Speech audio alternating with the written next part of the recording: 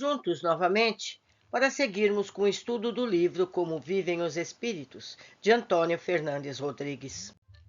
Fronteiras dos planos espirituais. Um facho de luz sublime varreu o céu, não longe, indicando uma ponte cuja extensão não pude, no momento, precisar. Isso está no livro Voltei, do irmão Jacó, aproximadamente pela página 77, dependendo da edição. O plano espiritual é cheio de surpresas, seja quanto aos seus habitantes, seja quanto às coisas que passamos a conhecer. Os livros psicografados nos revelam um mundo fantástico, embora existam muitas coisas que se assemelham às que conhecemos aqui na crosta. Entre elas, uma nos chamou a atenção quando lemos o livro Viagem Astral, da Madame Ernest Bosch, edição Pensamento, que se refere a uma ponte que demarcava dois planos espirituais, que podíamos denominar de divisa da sombra e da luz. Achamos estranho essa ocasião, que no mundo espiritual existisse a necessidade de uma ponte para atravessar um abismo que delimitasse duas regiões espirituais. Isso, porém, deixou de ser absurdo a partir do momento em que lemos o livro Voltei, do irmão Jacó, psicografado por Chico Xavier, editado em 1948, e que nos fala de uma ponte com essa finalidade, confirmando as afirmações daquele livro, que foi escrito em 1896. Coincidindo em outro detalhe, o que tanto num livro como no outro assevera, que há seres inferiores que vigiam a ponte de acesso ao plano de luz para impedir que espíritos ainda não bem preparados psicologicamente ou moralmente atravessem essa ponte. Para facilitar a sua localização aos caminheiros que se encontram nas proximidades devido ao denso nevoeiro que envolve essa região. A ponte é iluminada por potente holofote. Para evitar os contratempos, é que existem os chefes de exposições, que conduzem os recém-desencarnados em debanda aos planos mais adiantados, no caso mencionado por irmão Jacó. Bezerra de Menezes é que chefiava a expedição pelos estranhos caminhos umbralinos, cheios de percalços, até os locais com os quais os viajantes se afinassem, segundo seus estados evolutivos. Embora exista um distanciamento geográfico, deve-se levar em conta que há também faixas que mesclam, apesar de não compreendermos bem essa condição aparentemente ilógica, isto é, viajar de uma faixa vibratória para outra sem se distanciar geograficamente.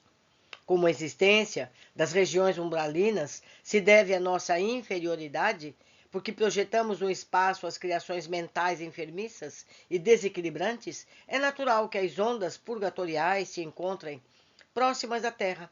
É evidente que a maior contribuição para esse estado de coisas se deve aos próprios espíritos sofredores, que aí vivem os seus tormentos.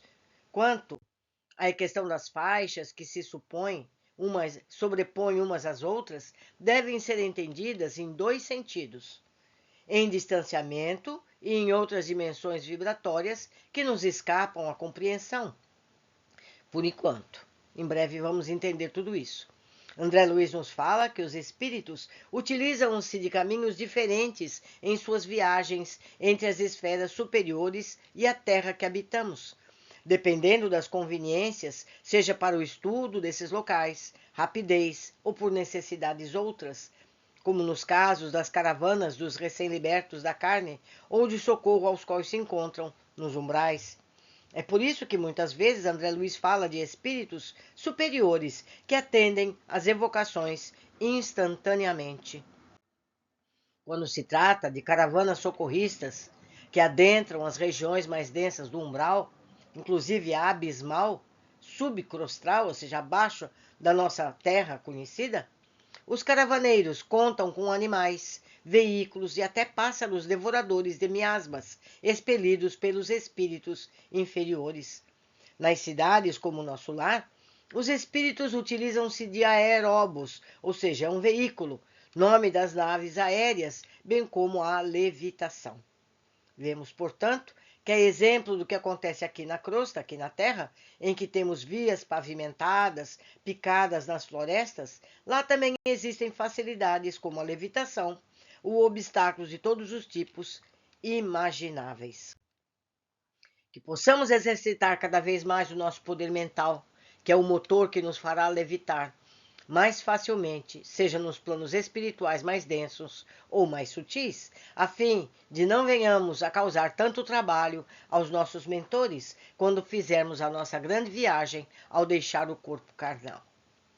Meus amigos, evoluir sempre, estudar sempre, para que possamos entender toda a mecânica espiritual.